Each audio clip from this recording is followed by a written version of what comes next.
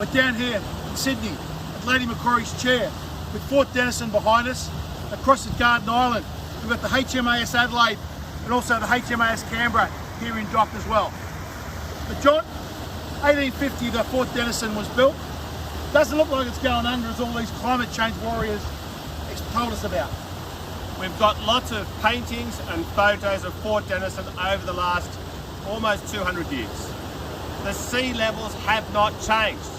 Now, we've had it shoved down our throat for 40 years that because of global warming, the seas were going to rise. Fort Denison stands as a monument to tell us that that is a lie. It's not happening. Along with all the other global warming predictions, it's not happening.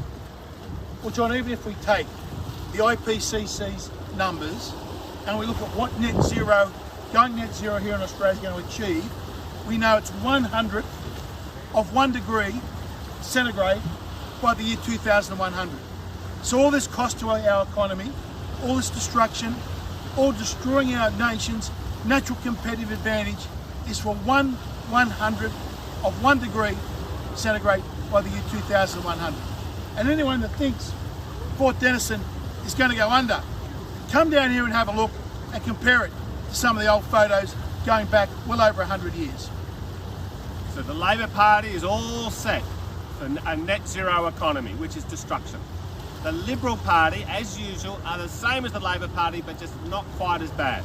If you want to end the net zero fairy tale, the destructive fairy tale, you want to get us back into common sense policy and a good energy supply, vote for Craig Kelly, lead Libertarian candidate in New South Wales for the Senate, and vote for the Libertarian candidates across Australia.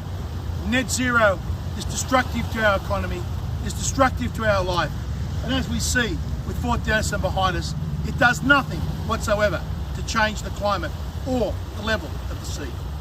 Authorised by Craig Kelly, Libertarian Party, Sydney.